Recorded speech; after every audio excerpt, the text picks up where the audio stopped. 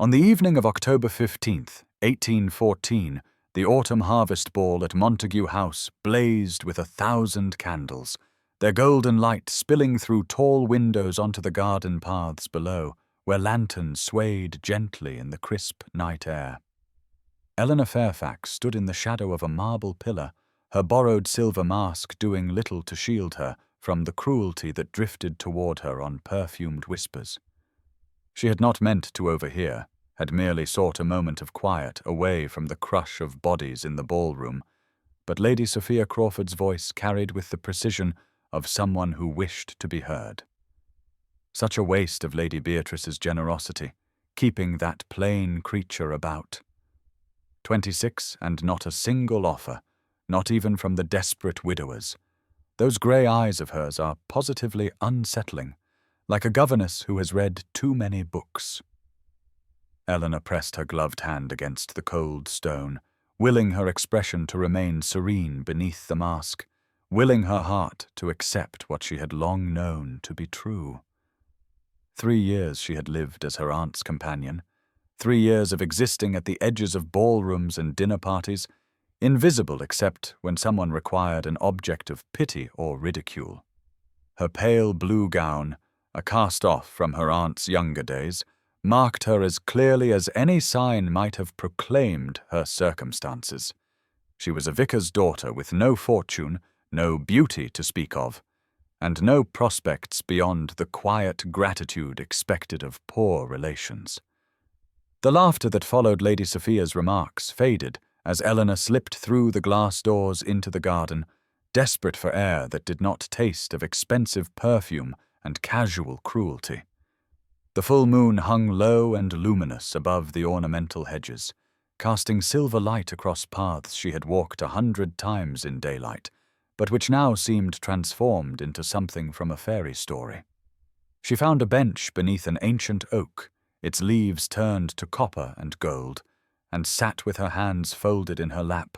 breathing slowly until the burning behind her eyes subsided. She would not cry. She had not cried in 3 years,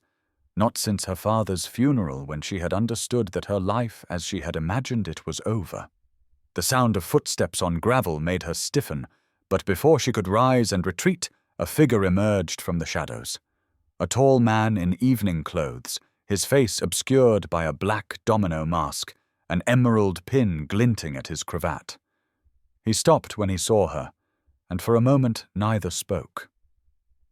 "I beg your pardon," he said, his voice low and unexpectedly warm. "I did not realize this sanctuary was occupied." Eleanor found herself studying what she could see of his face, the strong line of his jaw, the suggestion of dark hair beneath his hat. "There is room enough," she heard herself say, surprised by her own boldness. "The moonlight belongs to no one." He tilted his head, something shifting in his posture that suggested amusement or, perhaps, interest. "A philosopher," he said, and took a seat at the far end of her bench. How refreshing. Everyone inside seems capable only of discussing the weather, and who is likely to marry whom. The bitterness in his tone matched something in her own heart, and despite herself, Eleanor smiled behind her mask. They talked for nearly 2 hours beneath that ancient oak, their words weaving through subjects that Eleanor had never dared discuss with anyone, the nature of happiness and whether it could be pursued or only stumbled upon, the weight of expectations carried by those born to certain stations, the solace to be found in books when human company proved wanting. He quoted poetry she recognized, and some she did not. And when she offered her own favorite verses in return, he leaned closer as though her words were precious things he wished to catch before they scattered on the autumn wind. She learned nothing of his identity, and offered nothing of her own, and in that strange freedom of anonymity, she discovered a version of herself she had thought long buried, a woman who could be witty and warm, who could make a handsome stranger laugh with an observation about the absurdity of society's rituals. The bells of the nearby church began to toll, their sound carrying across the gardens with solemn clarity, and Eleanor felt something cold settle in her chest as she realized what the hour meant. "Midnight," she said, and her voice came out smaller than she intended. "The unmasking." He rose when she did, and in the silver moonlight she saw him hesitate, his gloved hand reaching toward her as though he might take her fingers in his own. "These hours have been," he began, then stopped, shaking his head as though words had failed him for the first time that evening. They walked together toward the ballroom, where through the glass doors Eleanor could see the guests gathering in the center of the floor, their masked faces turned toward Lady Beatrice, who stood on the small dais with her hand raised for attention. "The moment has come," her aunt announced, her voice carrying that particular tone of theatrical pleasure she employed at her most triumphant moments. "Let us see whom we have been speaking with all evening, and discover what surprises the night has concealed." Eleanor's companion drew a breath beside her, and she felt rather than saw him turn toward her, as all around them hands rose to untie ribbons and remove elaborate disguises. She reached up to her own mask, her fingers trembling slightly, and pulled it away just as he did the same. For one suspended heartbeat, she saw him clearly for the first time, the dark hair falling across a noble brow, the strong features that she had glimpsed in newspaper illustrations and heard described in countless drawing-room conversations, the face of Frederick Ashworth, heir to the Duke of Ravenscroft, the most eligible and most determinedly unmarried man in England. And she watched as recognition transformed his expression, as his gaze moved from her grey eyes to her outdated gown to the understanding of precisely who she was, the poor relation, the plain spinster, the object of Lady Sophia Crawford's ridicule. Something shuttered behind his eyes. A door closing that she had not even known was open, and when he stepped back from her, the distance felt like a chasm opening in the earth between them. "Miss Fairfax," he said, and his voice held none of the warmth that had colored their conversation in the garden. "I did not realize." He did not finish the sentence, but Eleanor heard what remained unspoken as clearly as if he had shouted it across the ballroom. She saw Lady Sophia's triumphant smirk from across the room, saw her aunt's sharp eyes taking in everything, and she gathered what remained of her dignity around her like armor. "Your Grace," she replied, and if her voice wavered, she would not allow herself to acknowledge it. "The pleasure was mine." She turned and walked away before he could see the devastation in her eyes, her spine straight, her head high, the silver mask clutched in fingers that had gone numb, leaving Frederick Ashworth standing alone in the candlelight, the emerald pin at his throat catching the light as he watched her go, something unreadable and almost anguished flickering across his features before he too turned away into the glittering, gossiping crowd. The morning of October 22nd, 1814 arrived wrapped in grey clouds that hung low over London, threatening rain that seemed to mirror the melancholy Eleanor had carried in her chest for 7 long days since the masquerade, 7 days during which she had buried herself in books and needlework and any task that might occupy her hands and quiet her treacherous mind, which insisted on returning again and again to those moonlit hours in the garden, to the warmth in a stranger's voice before he became the Duke of Ravenscroft, before his expression had closed like a door slammed shut against winter wind. She sat now in the morning room of her aunt's townhouse, a volume of poetry open in her lap, though she had read the same stanza 4 times without comprehending a single word, her grey eyes fixed unseeing on the rain beginning to streak the window panes while autumn leaves drifted past like fragments of forgotten promises. Lady Beatrice swept into the room with an energy that belied her 60 years, waving a cream-coloured envelope embossed with the Pembroke seal, and Eleanor felt her heart stutter in her chest even before her aunt spoke. "We have been invited to Lord Pembroke's house party at Pembroke Hall," her aunt announced, with satisfaction that seemed almost predatory. And Eleanor knew, before the next words came, what was about to shatter her fragile peace. "The Duke of Ravenscroft will be attending, naturally, as he and Pembroke were at Oxford together, and I have it on good authority that Lady Sophia Crawford has also secured an invitation,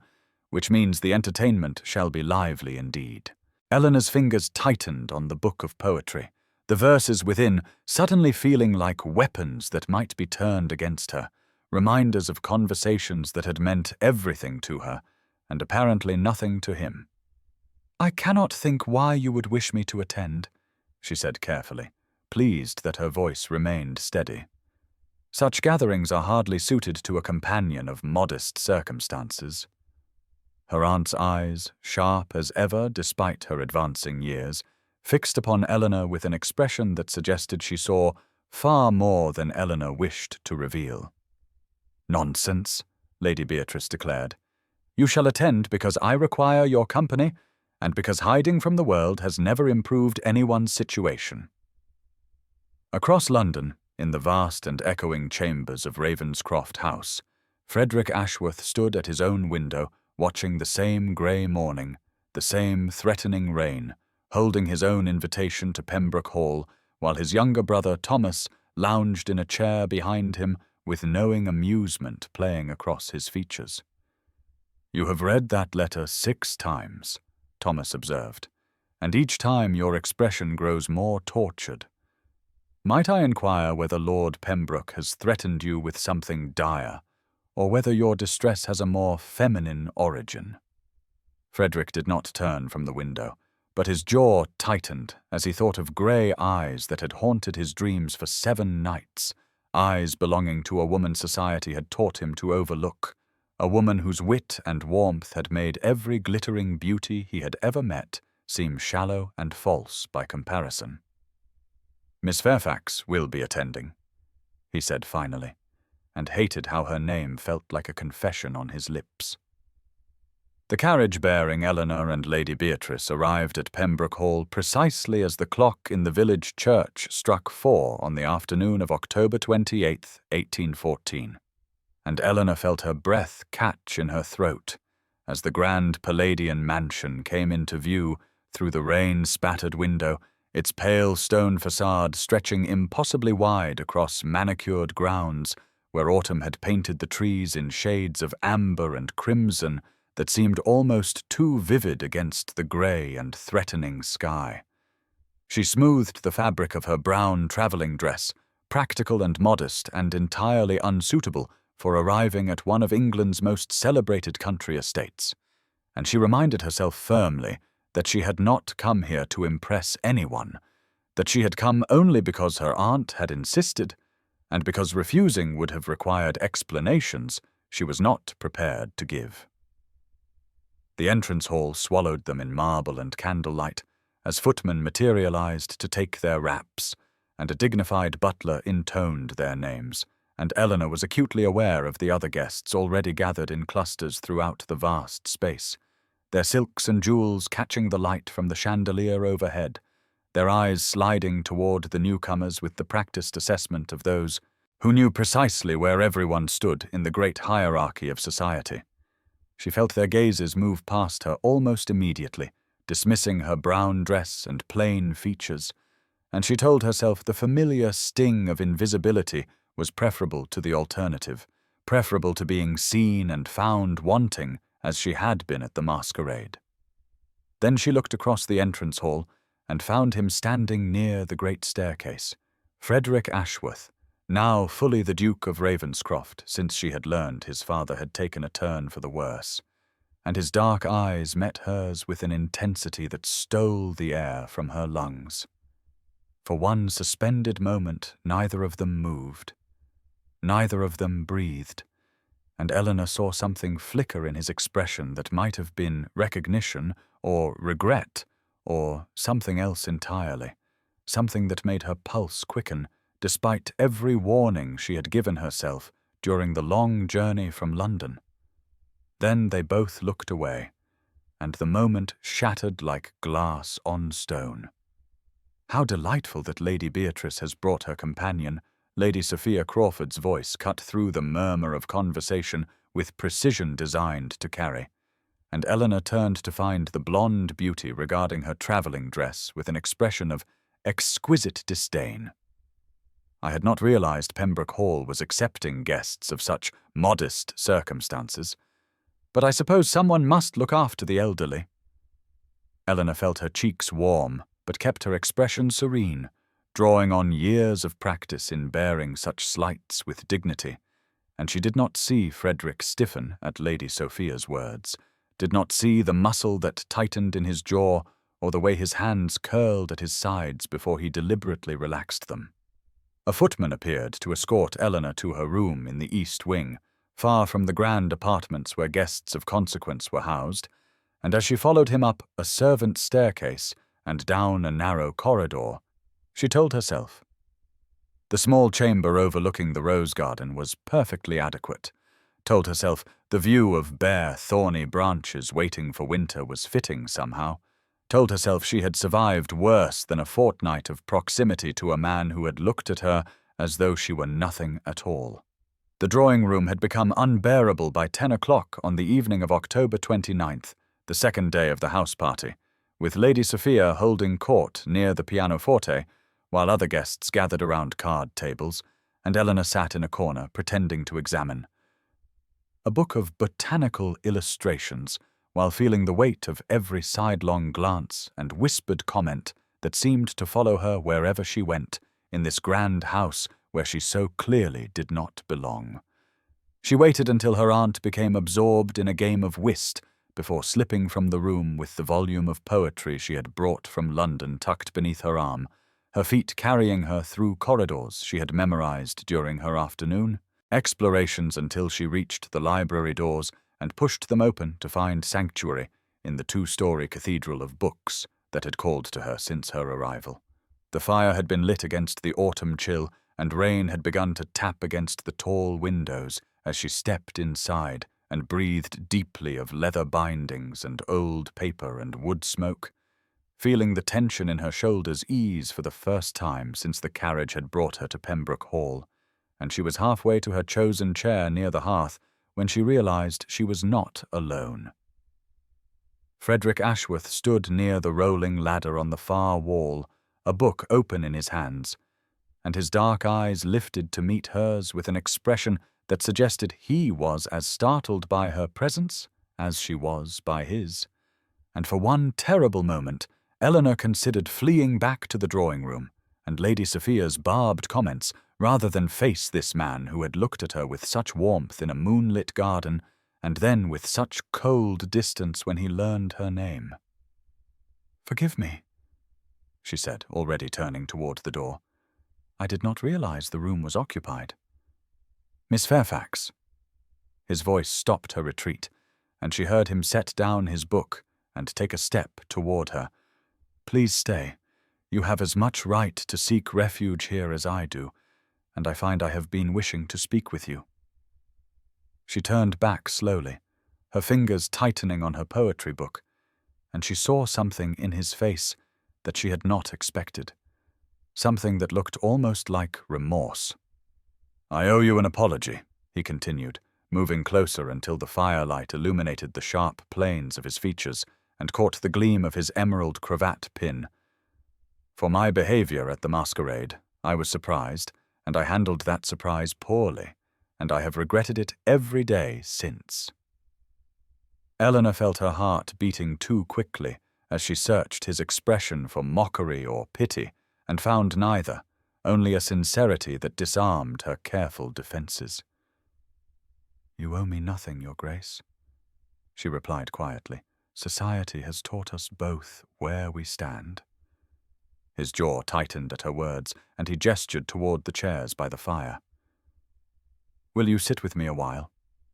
he asked, "and tell me about the poetry book you are clutching as though it might save your life, because I believe I recognize that particular volume, and I should very much like to know if your favorite verse is the same as mine.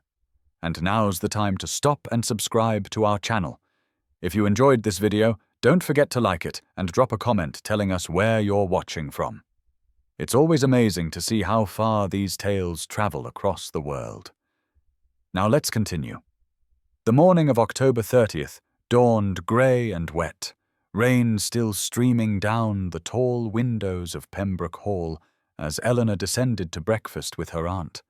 and she told herself firmly that the flutter in her chest had nothing to do with the possibility of seeing Frederick Ashworth across the table. Nothing to do with the way he had quoted her favourite verse the night before, and watched her face as though her reaction mattered more than anything else in the world. He was already seated when she entered, and their eyes met for one brief moment before she looked away and took her place beside Lady Beatrice. But she felt his gaze follow her across the room, and she found herself sitting straighter than she had in years, her shoulders back, her chin lifted, as though his attention had reminded her that she possessed a spine worth displaying.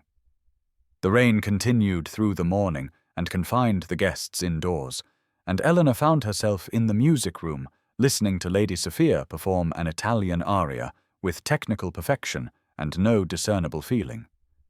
And she was contemplating escape when Frederick appeared at her side and murmured that he had discovered a fascinating volume on Roman antiquities in the library that he thought might interest her. And before she quite knew how it happened, they were walking together through the corridor while Lady Sophia's voice faded behind them. They spent an hour examining maps and illustrations while rain hammered against the windows, and Eleanor forgot to guard her words, forgot to measure her enthusiasm, forgot everything except the pleasure of sharing ideas with someone who listened as though her thoughts deserved consideration. By afternoon, the rain had softened to mist, and several guests ventured onto the terrace for air, and Eleanor found Frederick beside her again, offering his arm as they walked along the balustrade, and she took it without thinking and felt the warmth of him through layers of wool and linen as they discussed whether Wordsworth or Byron better captured the spirit of the age. "Have you noticed," Lady Sophia remarked loudly to her companion as they passed, "how the Duke seems to have developed a taste for charitable works?" And Eleanor felt Frederick's arm tense beneath her fingers. But when she glanced at his face, she saw only a cold contempt directed at Lady Sophia that made the blonde beauty falter and look away. The next morning brought weak autumn sunshine that painted the grounds in shades of amber and gold, and when Eleanor walked in the garden before breakfast, she was not surprised to find Frederick already there, waiting as though he had known she would come, and they walked together in companionable silence until he pointed out a squirrel attempting to hide an acorn in an already overstuffed hollow, and they both laughed, the sound startling in the quiet morning, and Eleanor realized with something like terror that she had not laughed like that in years, that this man she had believed cold and dismissive had somehow become the person who made her feel most alive. Lady Beatrice watched them from her window above with an expression of profound satisfaction, while Lady Sophia watched from hers with something far darker kindling in her calculating eyes. The morning of November 1st dawned, bright and deceptively mild for All Saints' Day, and when Lord Pembroke proposed a walking party to view the ruins of an old chapel on the far edge of his estate, Eleanor found herself agreeing despite her better judgment, drawn by the prospect of fresh air and the knowledge that Frederick had already accepted the invitation,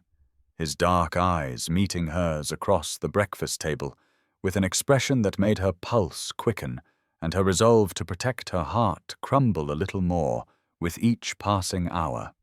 The party set out at 3 o'clock, a group of 12 guests picking their way along muddy paths through woods ablaze with the last fierce colours of autumn,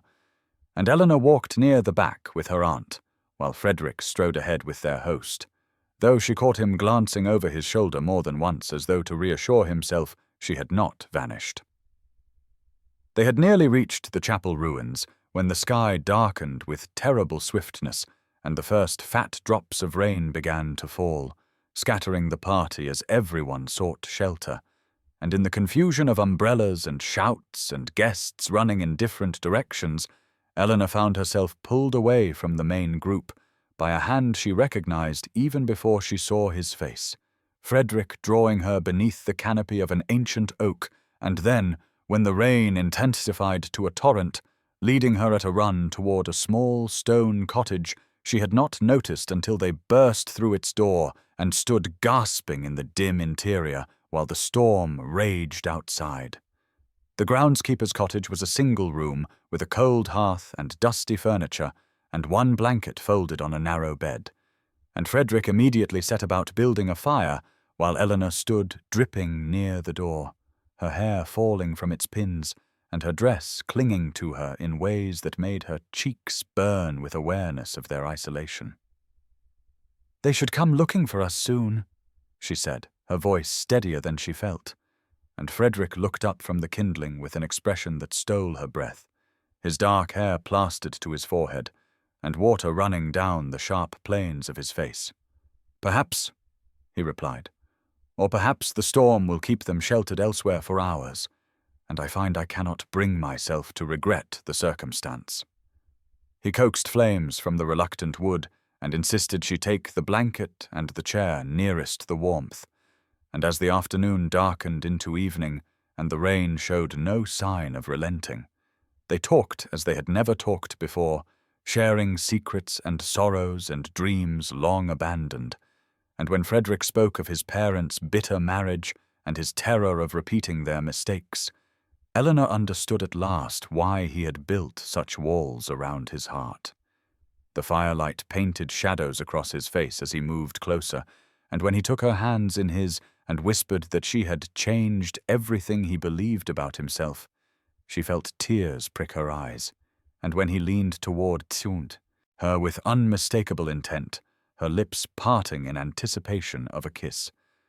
She wanted more than her next breath. The cottage door burst open to reveal Thomas Ashworth and 3 servants with lanterns, and the moment shattered like glass as Frederick pulled back and Eleanor looked away, but not before she saw in his eyes a promise that this was only the beginning. The evening of November 2nd arrived wrapped in crystalline cold, the first frost of the season painting delicate patterns across the windows of Pembroke Hall, as Eleanor dressed for dinner with trembling fingers and a heart that had not ceased its wild fluttering since the rescue party had found them in the cottage the night before. And when she descended to the drawing-room, she found Frederick waiting at the foot of the stairs with an expression so intent, so full of unspoken words, that she nearly stumbled on the final step. He caught her elbow and held it longer than propriety allowed, his dark eyes searching her face as though memorizing every feature. And when he murmured that he must speak with her privately after dinner, she could only nod, her voice stolen by the enormity of what she saw reflected in his gaze. The meal passed in a blur of courses she could not taste, and conversation she could not follow, and when the ladies withdrew, she felt his eyes follow her from the room like a physical touch against her spine. She had barely settled in the music-room when a footman appeared with word that an express rider had arrived demanding to see his grace immediately, and through the open door she watched Frederick's face drain of colour as he read the letter, watched him crumple the paper in his fist, and stride from the hall without a backward glance. An hour passed, then 2, and Eleanor made her excuses and retreated to her room, overlooking the sleeping rose garden, certain that whatever had called him away had ended everything before it could begin, and she was sitting at her window watching the stars emerge in the bitter, cold sky when a soft knock made her heart seize in her chest. Frederick stood in her doorway, his cravat loosened and his eyes wild with some terrible conflict, and when he stepped inside and closed the door behind him, she knew she should protest, should demand he leave, should protect what remained of her reputation and her heart, but instead she simply opened her arms and let him fall into them. He told her everything in broken whispers against her hair, his father dying in London and demanding Frederick return immediately to marry some earl's daughter he had never met, the old man's final act of control from his deathbed, and when Frederick said he should leave at once, but could not bear to go without telling her what she had become to him, Eleanor felt the last of her defences crumble into dust. What passed between them in the hours that followed, she would remember always in fragments of sensation rather than coherent thought.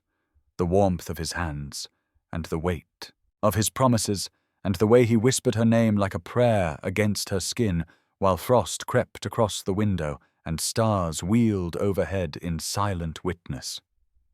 She woke before dawn to find him gone, and a letter on her pillow, his emerald cravat pin weighing down the paper, and through tears that blurred the words she read his vow to return for her, to defy his father and claim her openly, to make her his duchess if she would have him, and she pressed the pin to her heart and believed every word because she had felt the truth of them in his touch. The first day passed in a haze of tender recollection, Eleanor drifting through the remaining hours of the house party with Frederick's letter pressed against her heart beneath her bodice, and his emerald pin hidden in her palm whenever she could manage it unseen. And when concerned guests inquired after the Duke's sudden departure, she murmured vague responses about family emergencies, while inside she glowed with the secret knowledge of his promises, his whispered vows, the way he had looked at her in the starlight, as though she were the answer to every question he had ever asked. The second day brought a faint unease she dismissed as natural anxiety, and the third day she began watching the road from her window with an intensity that made her aunt raise one eloquent eyebrow, and by the fourth day, when the house party dissolved and carriages bore guests away to their respective homes, Eleanor had convinced herself that word would arrive any moment, that Frederick was even now defying his dying father and racing back to claim her. But November crept forward in shades of grey and brown, the last leaves falling from skeletal trees as she sat in her aunt's London parlour, composing letters she never sent, and starting at every knock upon the door, and when a full week had passed with no word, she told herself that deathbed vigils were unpredictable things, that legal matters surrounding a dukedom must be enormously complex, that he would write as soon as he was able. The news reached them on November 12th through Lady Beatrice's network of society correspondence, delivered with the morning chocolate in tones of breathless gossip. The old Duke of Ravenscroft had died within hours of his son's arrival, and the new Duke had departed immediately for the continent to address some crisis with the family's Austrian estates, taking his brother Thomas with him and leaving no word of when he might return. Eleanor heard the words as though from a great distance, her face carefully composed while something vital cracked and splintered inside her chest, and she excused herself with admirable calm before fleeing to her chamber, where she could finally allow herself to shake apart in private. She waited still, because she was foolish and the letter had been so sincere, and she had felt the truth of his feelings in every touch. But the days stretched into weeks, and November turned to grey December, and no word came. Not a letter, not a message through any mutual acquaintance, nothing but silence so complete it seemed designed to erase her very existence from his memory. Lady Sophia Crawford called one afternoon with poisonous sweetness to share the rumour circulating through the remnants of the London season, that the new Duke had been seen in Vienna with an Austrian countess, that negotiations for a brilliant match were already underway, and Eleanor smiled and nodded and showed nothing of the devastation consuming her from within. Only at night, alone in her cold bed with the emerald pin clutched so tightly it left marks upon her palm, did she allow herself to grieve for the future she had believed in for one brief shining moment, and she did not yet recognize the subtle changes in her body, the morning queasiness and bone-deep exhaustion, as anything more than the physical manifestation of a heart breaking slowly into dust. The morning of December 20th dawned grey and bitter, frost thick upon the windows of Lady Beatrice's London townhouse, and Eleanor woke as she had woken every morning for the past 3 weeks, with her stomach lurching violently and her head spinning as though the room had become a ship tossed upon stormy seas, and she barely made it to the basin before her body betrayed her once again in the most humiliating fashion. She had blamed the illness on grief at first, then on the winter cold that had settled into her bones and refused to leave, then on simple exhaustion from nights spent lying awake, clutching an emerald pin and wondering how she could have been so catastrophically wrong about everything she thought she had felt in Frederick's arms. But as she knelt on the cold floor, with her forehead pressed against the porcelain rim and her hand trembling against her middle, a terrible suspicion began to crystallize in her mind with the slow inevitability of ice forming on a winter pond. She counted backwards with increasing desperation, her lips moving silently as she traced the weeks since that night in her room at Pembroke Hall. And when the mathematics resolved themselves into an answer she did not want to accept, she sat back on her heels and pressed both hands flat against her belly, as though she could somehow feel the truth through fabric and flesh and denial. Lady Beatrice found her there an hour later, still sitting on the cold floor in her nightgown, with her face the colour of old parchment, and her grey eyes staring at nothing. And her aunt took one long look at her and sent immediately for Dr. Samuel Whitmore, with instructions that he was to come through the back entrance and speak to no one of his visit. The examination was brief, and the verdict delivered with the gentle firmness of a man who had seen such situations before and understood the gravity of what his words would mean. And when Dr. Whitmore confirmed what Eleanor had already known in the deepest chambers of her heart, she felt something shift and settle within her like tectonic plates finding a new configuration after an earthquake. She waited for the shame to crush her, for the despair to swallow her whole, for the terror of her ruined reputation and impossible future to send her spiraling into hysterics as any proper young woman should. But instead, she felt her spine straighten and her chin lift and her hands curve protectively over her still, flat stomach, with a fierceness that surprised her with its intensity. Lady Beatrice dismissed the doctor with promises of discretion and generous payment, then turned to her niece with an expression Eleanor had never seen on that sharp-featured face before, something that looked remarkably like respect, mingled with a sorrow that spoke of old wounds and paths not taken. And when her aunt said quietly that she had a small estate in Devon where no one would think to look for them, Eleanor felt the first tears she had shed since learning of Frederick's departure finally spill down her cheeks, not tears of grief or shame, but tears of gratitude for this unexpected mercy in a world that had shown her precious little of it. The journey to Devon began on a morning so cold that frost flowers bloomed across the carriage windows, and Eleanor's breath hung in visible clouds as she settled against the worn velvet cushions, with one hand pressed instinctively to her still flat belly, and the other clutching the velvet box that held Frederick's emerald pin like a talisman against the uncertain future stretching before her. And Lady Beatrice sat opposite, with her sharp eyes softened by something Eleanor had never seen there before, a tenderness that spoke of secrets kept and choices made long ago that her aunt had never shared with anyone. The countryside rolled past in shades of winter brown and grey,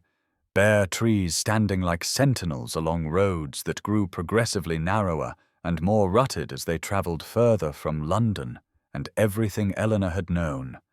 And when they finally arrived at Fairhaven after 3 days of travel, she stood before the modest stone house with its climbing roses dormant against weathered walls and felt something loosen in her chest, a release of tension she had not realized she was carrying. The months that followed took on a rhythm of quiet preparation and gradual transformation, her body changing in ways that both frightened and amazed her, as winter softened into spring and Dr. Whitmore made his monthly visits from the nearby village with increasing frequency and deepening concern in his kind eyes, until the March morning when he pressed his instrument to her swelling belly and listened with an expression that made Eleanor's heart stop before he looked up with wonder rather than worry, and told her that he heard not 1 heartbeat, but 3. She wept then, great heaving sobs that seemed to come from somewhere deeper than grief or joy. And Mrs. Martha Chambers, the housekeeper Lady Beatrice had hired for her fierce loyalty and complete discretion, held Eleanor through the storm while her aunt stood at the window with tears tracking silently down her weathered cheeks. Far away in Vienna, Frederick Ashworth paced the floors of a rented apartment and wrote letters that never arrived and received reports that twisted truth into unrecognizable shapes, including the devastating intelligence from a hired investigator that Miss Eleanor Fairfax had married a country gentleman in December and was now beyond his reach forever, information planted by enemies he did not yet know he had. And he drank himself into oblivion for 3 days before Thomas pulled him back from the edge and convinced him that returning to England would only cause scandal for a woman who had clearly moved on with her life. The birth came on June 18, 1815, the same day that Wellington faced Napoleon at Waterloo, and Eleanor labored through 18 hours of agony with Mrs. Chambers bathing her forehead and Dr. Whitmore's steady hands guiding 3 perfect infants into the world one after another as dawn broke golden through the windows. And when Eleanor held her children for the first time, 2 boys and 1 girl, with their father's dark hair already visible in silky tufts and her own grey eyes blinking up at her with newborn solemnity, she understood that everything she had survived had been leading to this moment, this fierce and terrible love that rewrote every definition she had ever held of strength and purpose and home. She named them Henry for the king, Charlotte for the princess, and William for her father, and she whispered promises against their downy heads that they would never doubt their worth, never question whether they were wanted, never know the particular cruelty of being overlooked by a world too blind to see their value. The years folded into one another like pages of a well-worn book, each season bringing its own particular joys and sorrows. As Eleanor watched her children grow from helpless infants into small people with distinct souls and temperaments that never failed to astonish her with their complexity. Henry, the firstborn by mere minutes, developed a serious disposition that reminded Eleanor painfully of Frederick in his more contemplative moments, his grey eyes watching the world with an intensity that seemed far too old for his small face, and he would sit for hours examining beetles in the garden or demanding that his mother read the same passage about knights and dragons until she knew it by heart. Charlotte emerged as the wild one, all tangled dark curls and skinned knees and infectious laughter that rang through the halls of Fairhaven like bells, her spirit so fierce and ungovernable that Mrs. Chambers declared weakly that the child would either become a great leader or burn the house down, possibly both. William, the youngest and gentlest, possessed a sweetness that made Eleanor's heart ache with tenderness, his small hand always reaching for hers during thunderstorms, his tears flowing freely for injured, birds and wilted flowers, his grey eyes holding depths of empathy that she recognized as her own inheritance, passed down through blood and bone. The village came to know her as Mrs. Fairfax, the young widow who had retreated to the country with her aunt, and then remained after Lady Beatrice's death in the second winter, a death that had struck Eleanor with unexpected force, given their complicated history. But her aunt had left her everything, including Fairhaven and a modest income that allowed her to raise her children with dignity, if not luxury.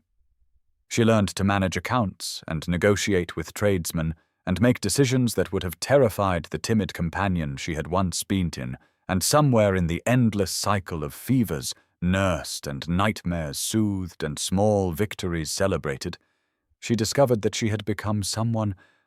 entirely new, someone who could stand alone against the world if necessary. The loneliness came mostly at night after the children were asleep and the house grew quiet around her, and she would sometimes take out the velvet box containing Frederick's emerald pin and wonder if he had ever thought of her at all,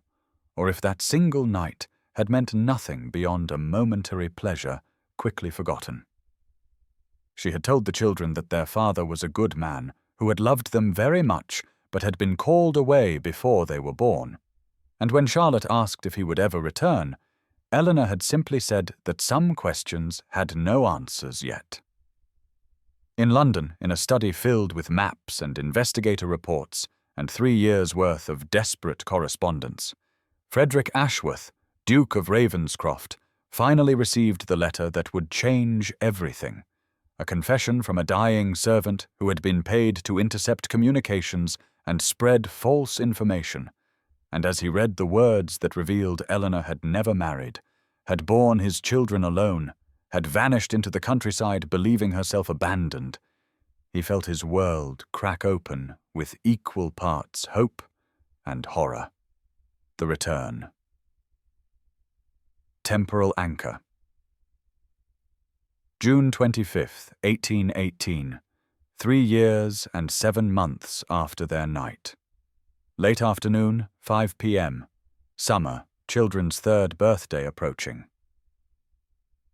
Character state tracking. Eleanor, content in her independence, no longer waiting, will be shocked, then angry, then conflicted. Frederick, desperate, remorseful, terrified she will reject him. Has searched for 6 months, relationship status about to collide after years apart.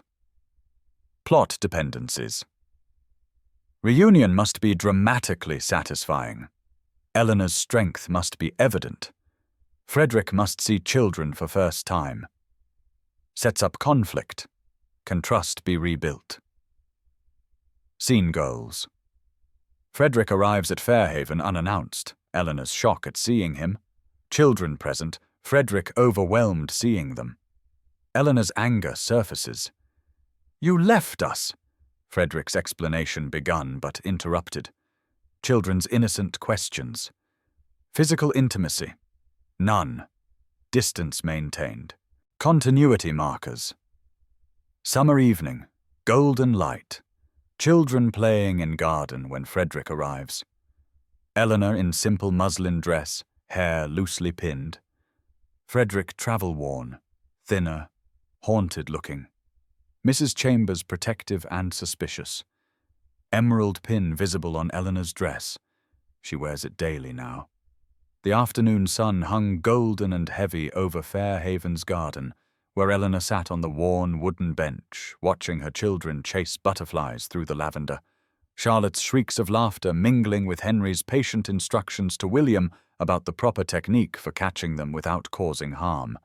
And she had just closed her eyes to savor this moment of perfect contentment when the sound of hooves on the lane made her look up with mild curiosity that transformed into something else entirely. As a rider appeared at the gate, a tall figure on a lathered horse whose face she would have known anywhere, despite the gauntness that had sharpened his features and the shadows that had deepened beneath his eyes. And for a long moment, neither of them moved, while the world contracted to this impossible reality of Frederick Ashworth dismounting in her garden after 3 years and 7 months of silence. She rose slowly, her hand moving instinctively to the emerald pin at her throat, where it had rested every day since the children learned to ask about their father. And she watched him take in the scene before him, with an expression that shifted from desperate hope to wonder to something that looked very much like his heart breaking, as his gaze found the 3 small figures who had stopped their play to stare at the stranger with identical grey eyes in faces framed by dark curls. "Mamma," Charlotte called out with her characteristic boldness. "Who is that man, and why is he crying?" And Eleanor heard Frederick make a sound that was not quite a word as he gripped the gate for support, his knuckles white against the weathered wood. And Mrs. Chambers appeared in the doorway with her arms crossed, and her expression promising violence if this visitor proved unwelcome. "You left us," Eleanor said,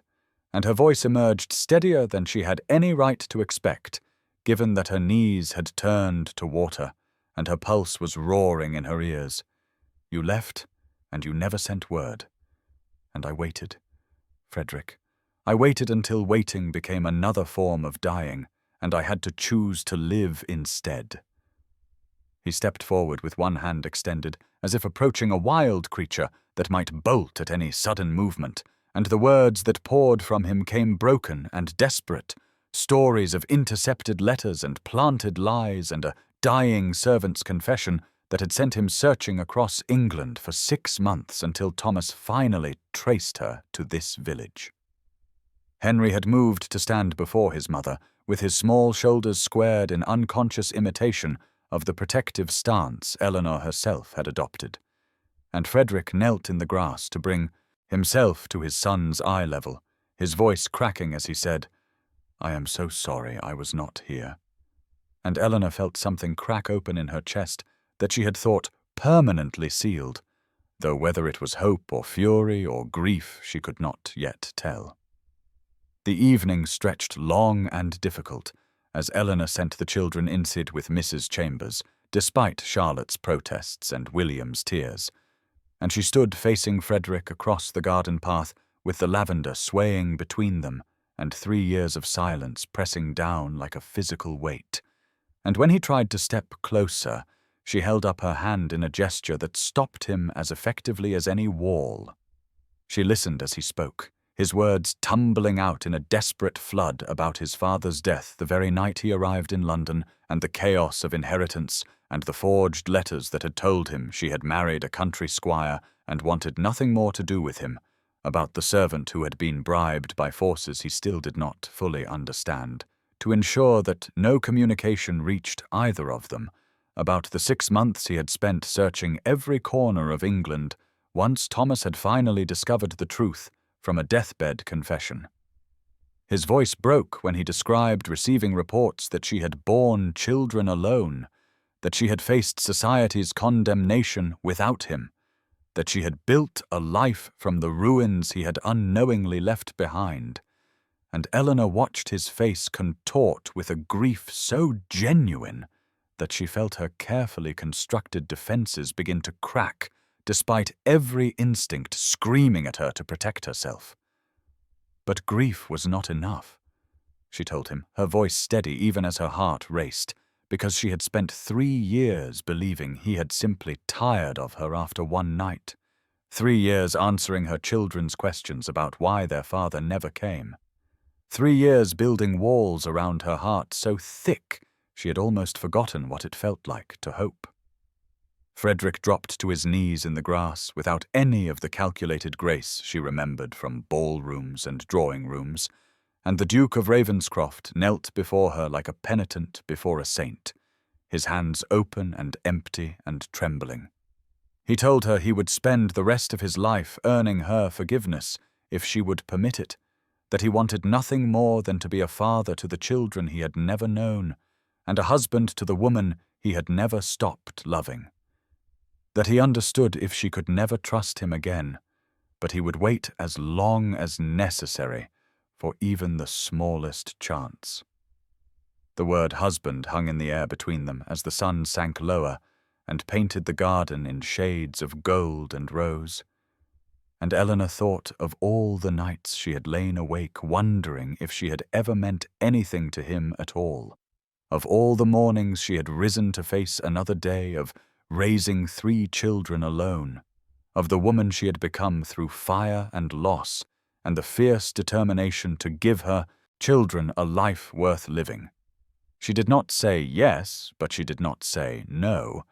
and when she finally spoke, it was to tell him that he could return tomorrow to meet his children properly. That trust once broken could not be mended with pretty words and dramatic gestures, but only with time and consistency and proof, and the hope that blazed in his eyes as he rose was almost painful to witness.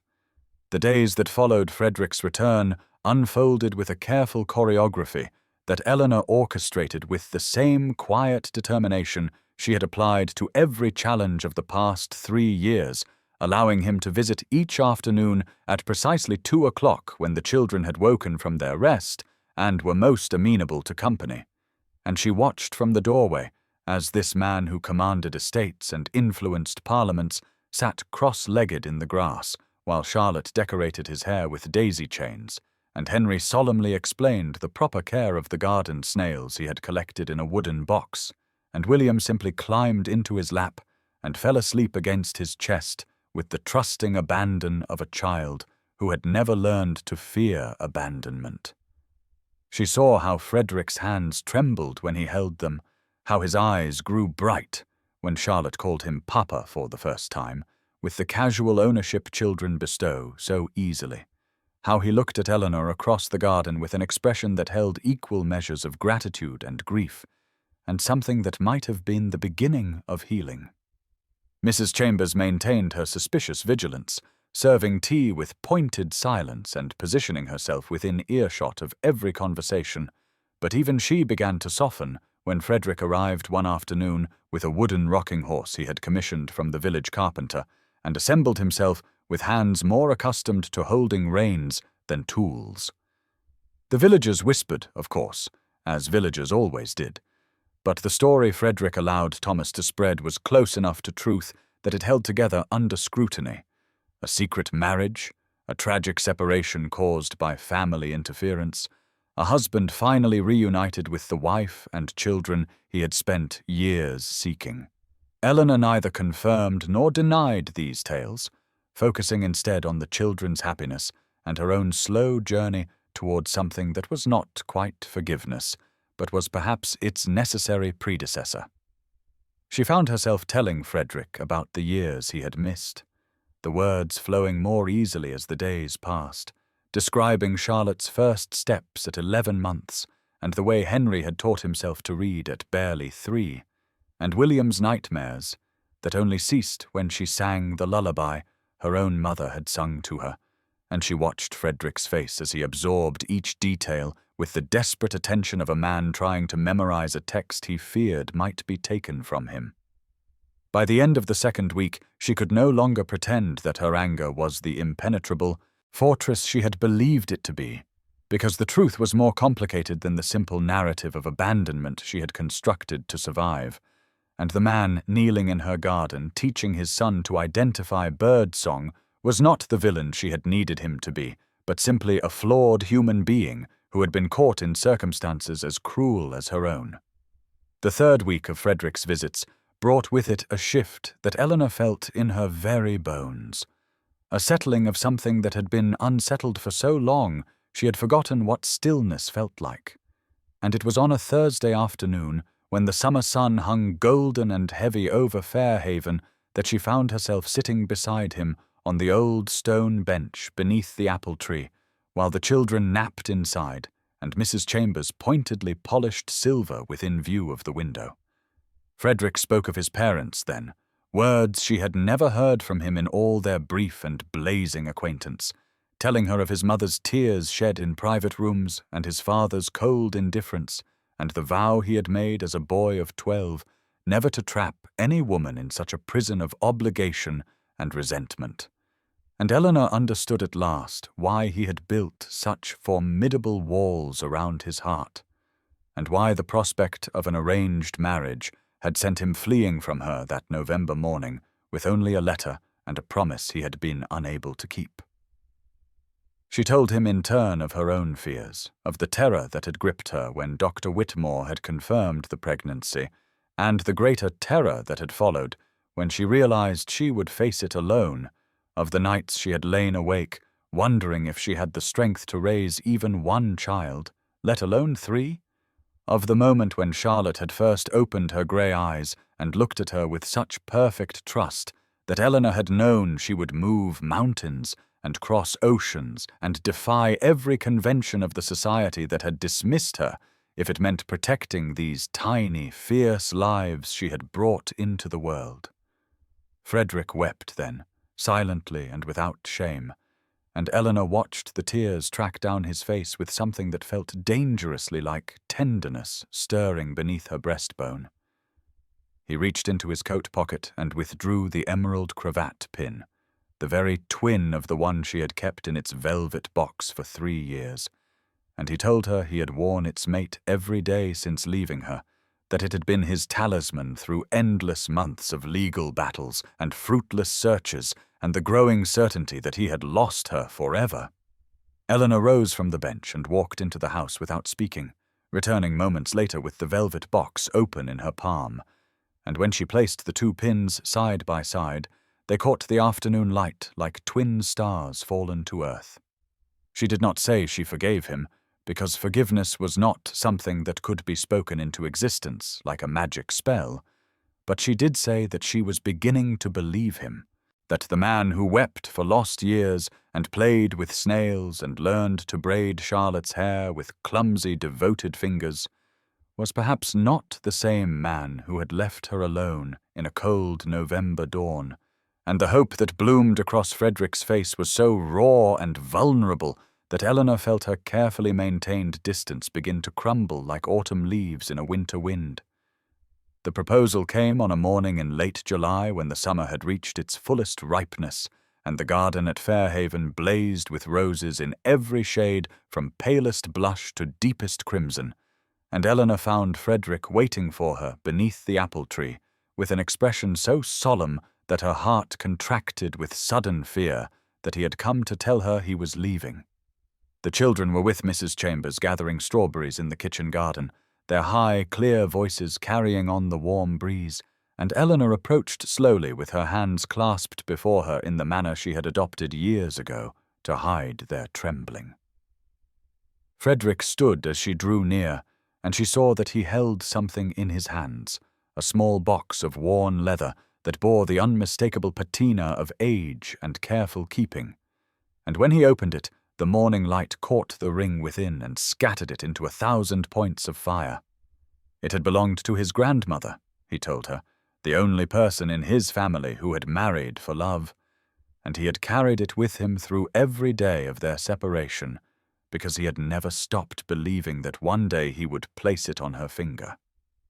Eleanor looked at the ring with its circle of diamonds surrounding a single grey pearl that matched her eyes so perfectly it seemed impossible it had not been chosen for her, and she felt the last of her resistance crumbling like the walls of a besieged city that has held out long past hope. Frederick knelt then, this duke who commanded the respect of princes and the envy of lesser men, knelt in the grass with dew staining his immaculate breeches, and took her roughened hands in his own, and asked her to be his wife, with a voice that broke on the final word. She did not answer immediately because the moment deserved more than a hasty response, and she thought of all the years she had spent believing herself unworthy of love, all the cruel whispers she had overheard at that long-ago masquerade, all the nights she had lain alone with her hand pressed against the swell of her belly, wondering if she would ever feel whole again. She thought of her children, their dark curls and grey eyes, their fierce loyalty to each other and to her, and she knew that whatever answer she gave would shape their lives as surely as it would shape her own. The word yes rose from somewhere deeper than thought, from the place where she had hidden her heart for safekeeping during all those years of struggle and solitude. And when she spoke it aloud, Frederick's face transformed with a joy so pure and unguarded that Eleanor felt tears spilling down her cheeks even as she smiled. He rose and gathered her into his arms with a tenderness that made her bones ache with longing for all the embraces they had missed, and somewhere in the distance she heard Charlotte's triumphant shriek as the child spotted them through the garden gate and began running toward them with her brothers close behind, their small feet thundering across the lawn like a cavalry charge of love descending upon this moment that would bind them all together as the family they were always meant to be. The wedding took place on a golden morning in late August, when the summer heat had mellowed into something softer, and the gardens of Fairhaven blazed with the last triumphant roses of the season, and Eleanor stood before the small stone church in the village, where she had worshipped for 3 years with her children, pressed close against her skirts, and her heart beating so fiercely she feared it might escape her chest entirely. Frederick had wanted a grand ceremony in London, a declaration before all of society that would silence every whisper and crush every doubt. But Eleanor had asked for this instead, this quiet country wedding among the people who had accepted her without question during her years of exile, and he had agreed without hesitation because he was learning that her wishes mattered more to him than any display of ducal power. The villagers filled the pews with curious and approving faces, farmers and shopkeepers and the elderly widow who had taught Eleanor to make jam, and the young mother whose difficult birth Dr. Whitmore had attended with Eleanor assisting. And Mrs. Chambers sat in the front row, weeping into a handkerchief, while simultaneously keeping one sharp eye on the children who squirmed with excitement beside her. Thomas Ashworth stood as witness for his brother, his face wreathed in a smile that had not dimmed since he learned of the engagement, and he had already declared himself the most devoted uncle in all of England, and promised each child a pony of their very own. Eleanor wore a gown of pale silver silk that caught the light streaming through the ancient windows and transformed her into something luminous, and around her throat hung a delicate chain bearing 2 emerald pins that Frederick had commissioned to be joined into a single pendant, a symbol of promises kept and hearts reunited. The vicar spoke the ancient words, and Eleanor responded in a voice that did not waver. And when Frederick slipped his grandmother's ring onto her finger, she felt something shift in the universe itself, some cosmic ledger being balanced after years of painful imbalance. He kissed her then, with a tenderness that made the congregation sigh collectively, and when they turned to face the assembled witnesses as husband and wife, the first sound Eleanor heard was Charlotte's imperious voice demanding to know if Papa would live with them forever now. The laughter that followed was warm and genuine, and Frederick knelt to gather all 3 children into his arms at once, a feat that required considerable ducal determination, and he promised them solemnly that he would never leave again, that they were his family now and forever, and that nothing in heaven or earth could separate them. Eleanor watched this tableau with tears streaming freely down her face, making no attempt to hide them, and she thought of all the years she had believed herself unworthy of love, all the nights she had lain alone wondering if she would ever feel whole.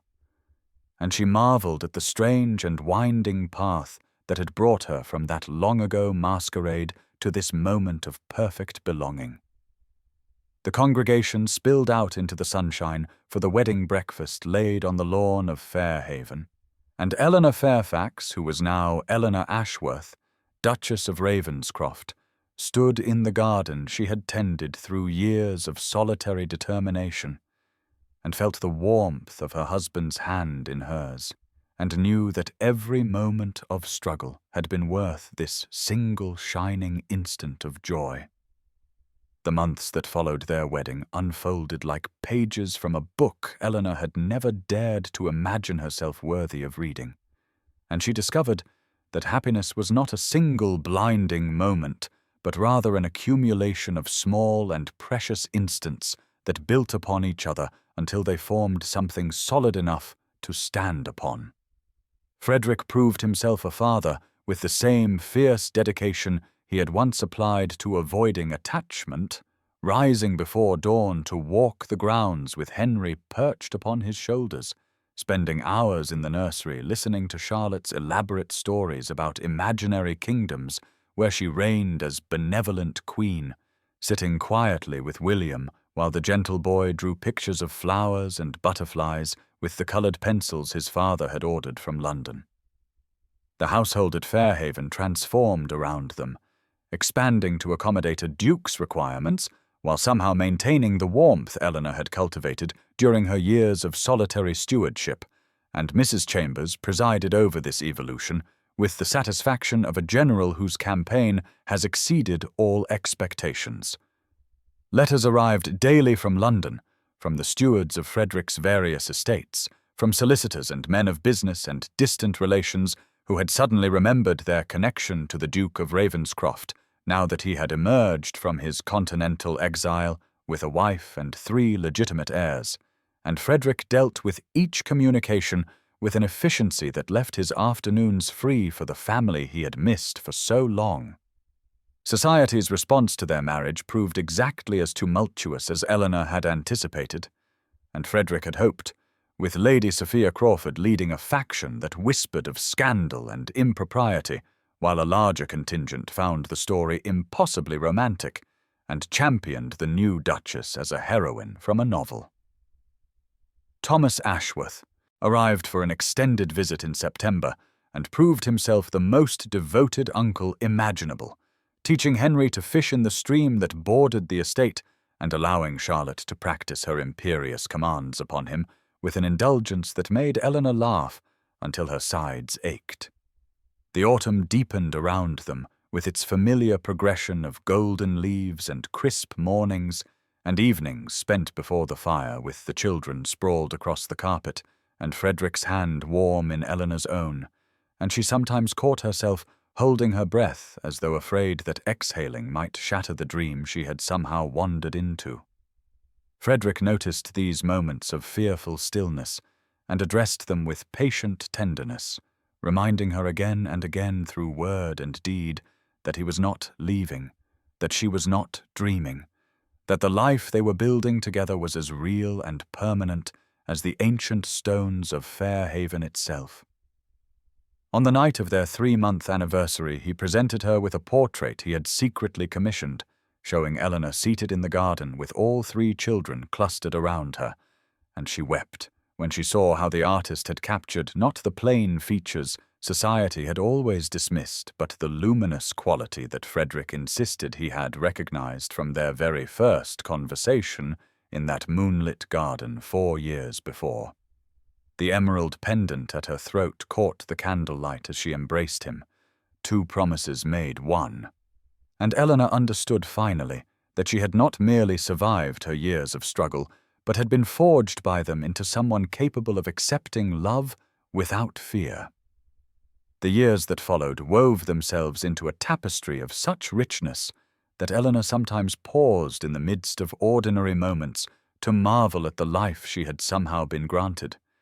And on a particular afternoon in the autumn of 1823, 5 years after their wedding and 9 years after that fateful masquerade where everything had begun, she sat in the garden of Ravenscroft Hall, watching her children race across the manicured lawn with their father in enthusiastic pursuit, and felt her heart swell with a gratitude so profound it bordered on pain. Henry, at 8 years old, had grown into a serious and thoughtful boy, who reminded Eleanor of Frederick in his more contemplative moods, already showing an aptitude for mathematics and a quiet authority that made his siblings instinctively defer to his judgment in matters of importance. Charlotte had fulfilled every promise of her spirited infancy and ruled the nursery with benevolent tyranny, her imagination boundless and her determination to have her own way tempered only slightly by the gentle guidance of parents who recognized their own stubbornness reflected in her flashing grey eyes. William remained the dreamer of the 3, his artistic talents now formally encouraged by a drawing master who declared him genuinely gifted, and he spent hours capturing the beauty he observed in the world around him with a sensitivity that moved Eleanor to tears when she examined his sketchbooks. The family divided their time between Fairhaven in Devon, where Eleanor had built her sanctuary during the years of separation, and Ravenscroft Hall in Yorkshire, where generations of Ashworths had presided over vast estates, and in both places the children thrived with the particular confidence of young people who have never doubted they are loved. Society had long since accepted the Duchess of Ravenscroft, the initial scandal of her irregular courtship fading into romantic legend retold at dinner parties by hostesses who had once whispered behind their fans about the plain vicar's daughter who had somehow captured the most elusive duke in England.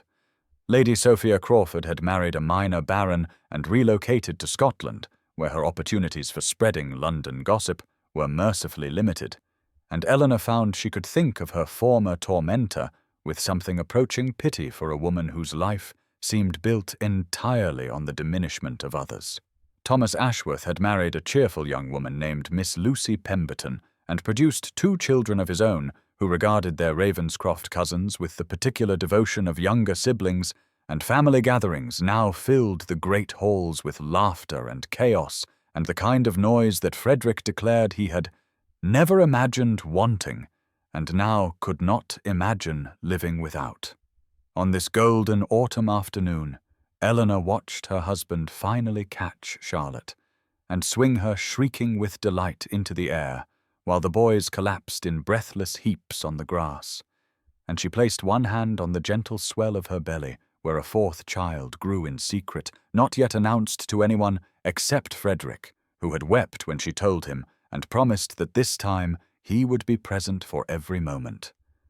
The emerald pendant at her throat caught the slanting sunlight as she rose to join her family on the lawn, and Eleanor Ashworth, Duchess of Ravenscroft, walked forward into the golden light of an afternoon that seemed to promise endless tomorrows, carrying within her the profound and humbling knowledge that the overlooked vicar's daughter had somehow found her way to a happiness beyond anything she had ever dared to dream.